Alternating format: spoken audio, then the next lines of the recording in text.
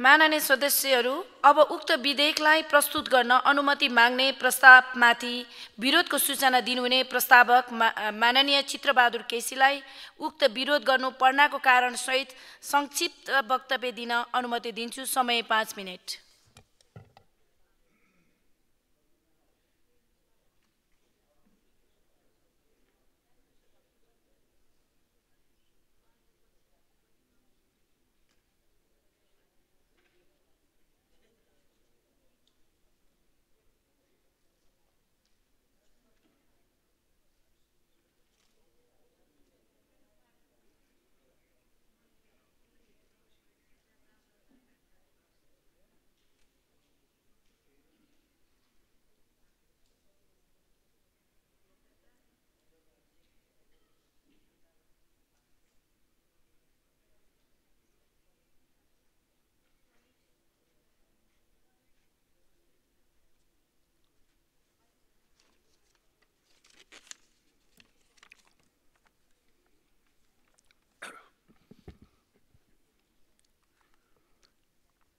सम्माननीय सभामुख महोदय,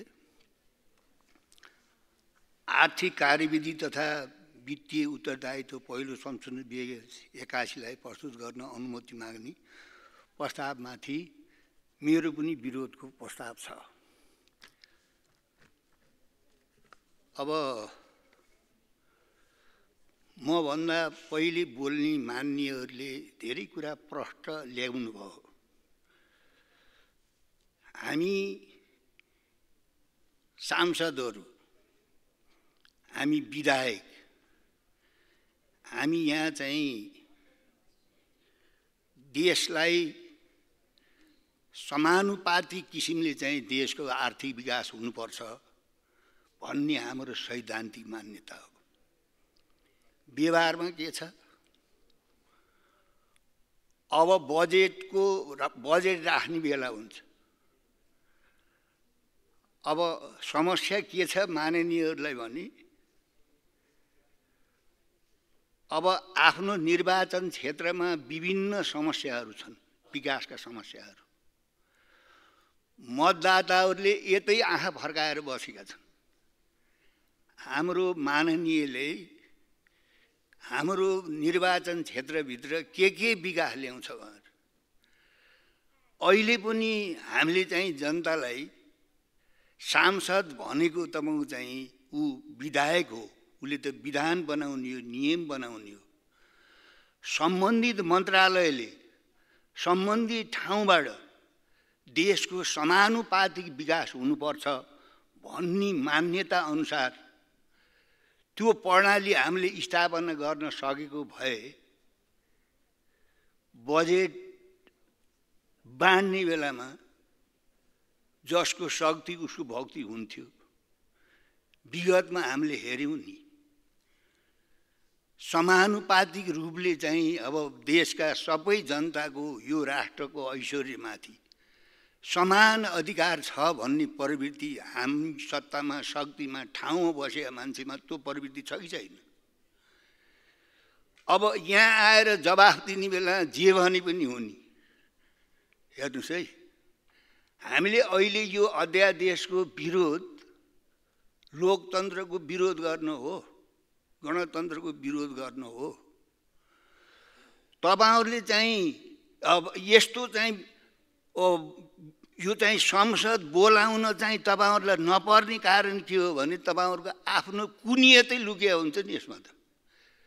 यहाँ तपाईहरुलाई संसद बोलाउन केले छेक्यो, केले बाधा परेको छ र अहिले पनि तपाईहरुले अझै जिद्दी गर्नु भएको छ कि चाहिँ संसद बोलाउनु बाध्यता थियो भनेर।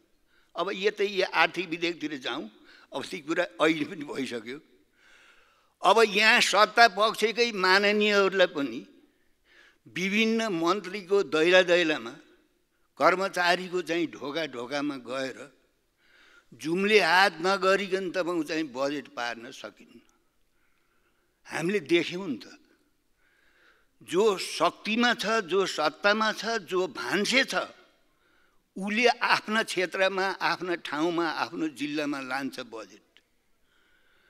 जसको त्यो क्षमता छैन, जसले सक्दैन, त्यो निरीह हुनुपर्छ।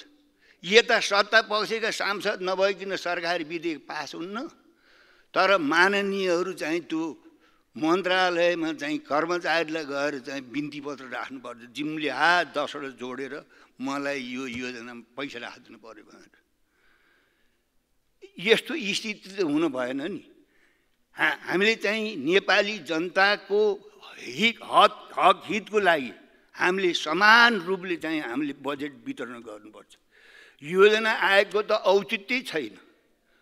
मन्त्रीमण्डलले र त्यसमा पनि शक्तिशाली मन्त्रीहरूले भान्से भएर त्यो बजेट चाहिँ बाँडफाँड गर्ने भने हाम्रो औचित्य के? हामी यो चाहिँ कुहियो सास फाल्नमा आएर रोस्टमा आएर जनतालाई देखाउने हो। त्यस कारणले चाहिँ यो चाहिँ जुन अहिलेसम्म यो बजेटको आर्थिक क्रियाकलाप छ यो समानुपातिक हुनुपर्छ। अहिलेसम्म सम्बन्धित ठाउँमा बस्ने भान्सेहरूले जे जति गल्ती कमजोरी गरे पनि अहिले पनि अब बजेट त आउनेवाला छ, त्यसमा हामी आशा गरौँ कि चाहिँ नि विगतका गल्ती कमजोरी जसले जे गरे पनि अब बजेट चाहिँ समानुपातिक रूपले चाहिँ बजेट वितरण गर्नुपर्छ। यसमा हिनामिना पार्न पाइँदैन भन्ने किसिमले यो जुन विधेयक जुन छ यसको औचित्य छैन भनेर यसको विरोधमा आएको। धन्यवाद।